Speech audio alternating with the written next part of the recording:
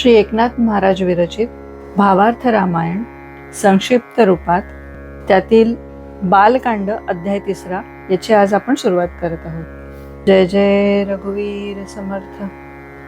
श्री गणेशाय नमः। श्री सद्गुरुवे रामचंद्राय नमः। कौसल्याने कैकेयीला जवळ घेतले व म्हटले, तू व्यर्थ दुःख का करतेस? तुझ्या सुखदुःखातच माझेही सुखदुःख मिसळलेले आहे। कौसल्याने नाना प्रकारचे उत्तम विचार सांगून कैकेयीचे खूप सांत्वन केले। सुमित्रेनेही गोड शब्दात तिचे सांत्वन केले आणि दोघींनी आपल्या पायसाचा अर्धा भाग वेगळा काढून कैकेयीला दिला। कौसल्याची परम सात्विक बुद्धी व कृती पाहून वसिष्ठांना खूप आनंद झाला। विष्णूंचा अवतार तिच्याच पुत्रांच्या रूपाने होणार हे त्यांनी ओळखले। स्वर्गात देवर्षी नारदांनाही परमानंद झाला आणि ते नारायण नारायण नामाचा नामघोष करीत नृत्य करू लागले। त्याच्या वीणेचा झंकार व चिपळ्यांचा तालध्वनी यांनी स्वर्ग निनादित झाला। कैकेयीला जे अर्धे भाग कौसल्या व सुमित्रा यांनी दिले ते मुळात त्यांच्या वाटणीचे होते। कैकेयीला ते प्राशन करतानाही मनातून कौसल्याच्या व सुमित्रेच्या चांगुलपणाचे वैषम्य वाटले। आपण रुसलो, हट्ट केला, घारीने आपलाच पुरोढाश पळवला आणि या दोघींनी मात्र समजूत पाडावी अशा भूमिकेतून औदार्य दाखवले। साहजिकच लोकांच्या दृष्टीने मी दुर्गुणी ठरले व सवती सद्गुण ठरल्या असे विचार येऊन तिला फार उद्विग्नता वाटली। तिला दिलेले ते अर्धे भाग तिला गिळता येईनात। वसिष्ठांनी ते पाहिले व तिला प्रथम मंत्रोदक देऊन पाण्याच्या घोटाबरोबर प्रसाद गिळता येईल असे केले। कौसल्याने व सुमित्रेने आपापले अर्धे भाग दात न लावता अलगद प्राशन केले। तिघी राण्यांनी या प्रकारे पुरोढाश ग्रहण केले। ऋषशृंग ऋषींना कृतकृत्यता वाटली। यज्ञ यथासांग पार पडला आणि सर्वांचाच समाधान वाटले।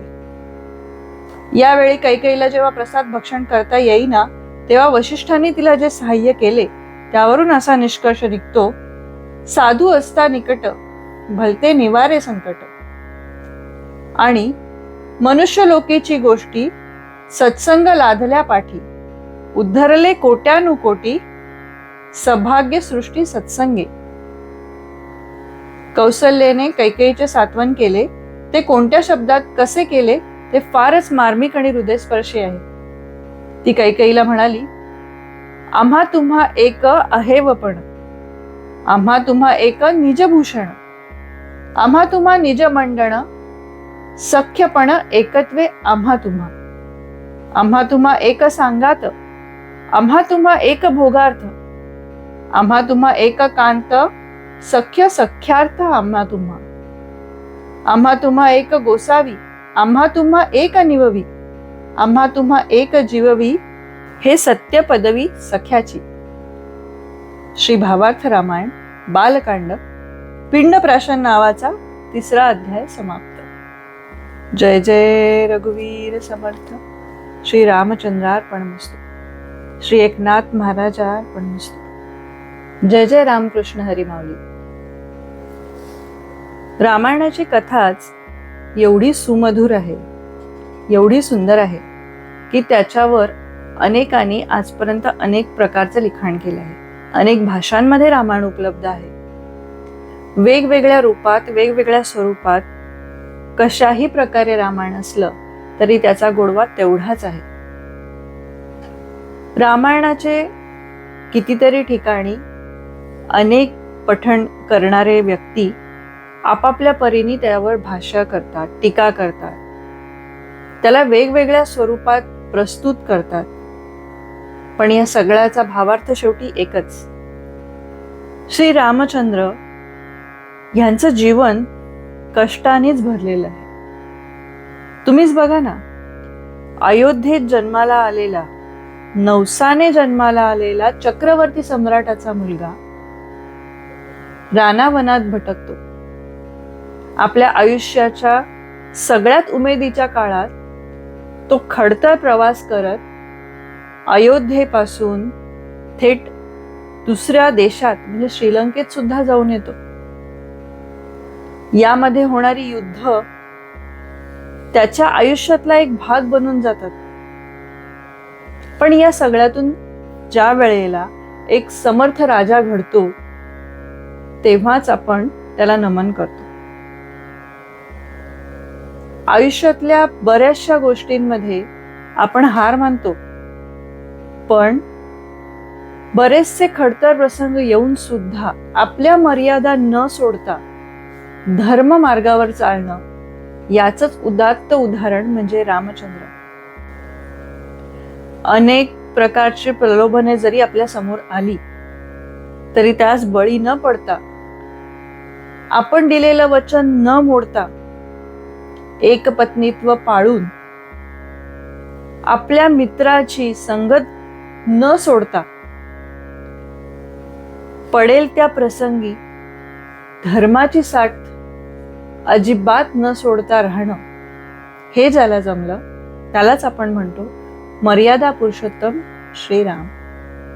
या सगळ्याचं सार कितीही ग्रंथात वर्णन केलं तरी कमीच.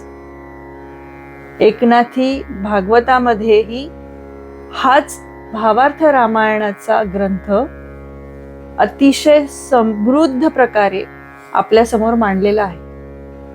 त्याचंच हे संक्षिप्त रूप, गोष्टी स्वरूप मी आपल्या समोर मांडत आहे. तसं पाहायला गेलं तर रामायण अगदी 1 श्लोकी सुद्धा आहे, 4 श्लोकी सुद्धा आहे आणि मोठे स्कंधामध्ये सुद्धा आहे. त्यातलाच एक 4 श्लोकी रामायण आता मी तुम्हाला ऐकवते. सारांश म्हणू शकता. आदो राम तपो वनाधिगमनम हत्वा मृग कांचनम वैदेही हरणम जटायुमरणम सुग्रीव संभाषणम वाली निर्दलनम समुद्रतरणम लंकापती दाहनम पश्चाद रावण कुंभकर्ण हननम एतद्दि रामायणम. हे सत्य पदवी सख्याचे या बालकांड अध्याय 3 मध्ये जे पायस आणि पुरोढाश असे 2 प्रसादाचे प्रकार नावं जी वर्णिली आहेत त्याच्याबद्दल मी थोडं सांगू इच्छिते. या कौसल्याने व सुमित्रेने आपापले अर्धे भाग दात न लावता अलगद प्राशन केले. या ओळीचा अर्थ असा, एकनाथी भागवतामध्ये हीच कथा फार सविस्तरपणे सगळ्या भाव आणि सगळ्या मुद्रांसकट अगदी छान वर्णिली आहे. त्यामध्येच असं सांगितलं आहे की पायस पुरोढाश हा कणकेच्या गोळ्यासारखा एक प्रसादाचा भाग जो 3 राण्यांसाठी दिला गेला होता, तो दात न लावता गिळणे ही अट होती.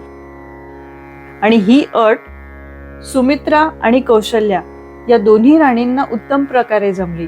पण ही अट मोडली जाऊ नये म्हणून वशिष्ठ ऋषींनी त्या बाबतीतही कैकेयीला मदत केली. आपल्याला भगवंताच्या कुठल्याही प्रसादाविषयी किंवा त्याच्या कुठल्याही लीलाविषयी जर संदेह उत्पन्न झाला तर त्याचा पूर्ण परिणाम आपल्यापर्यंत येत नाही. त्या सत्कृतीचा आपल्यावर होणारा सत्परिणाम आपल्यापर्यंत पोचत नाही. त्यासाठीच कैकेयीच्या मनात ज्यावेळी दोन्ही राण्यांविषयी थोडंसं वैषम्य निर्माण झालं, त्यावेळेला तिला ही कृती करणं शक्य झालं नाही. म्हणून कुठलीही कृती, कुठलाही विचार हा नेहमी शुद्ध आणि पवित्र असावा. त्यावेळीच भगवंताच्या चरणी आपली इच्छा आणि आपली भक्ती ही पोचते.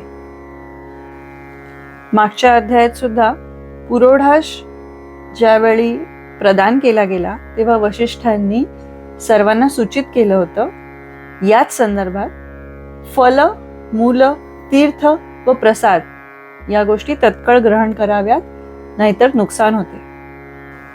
श्री भावार्थ रामायण बालकांड पिंडप्राशन नावाचा 3रा अध्याय समाप्त.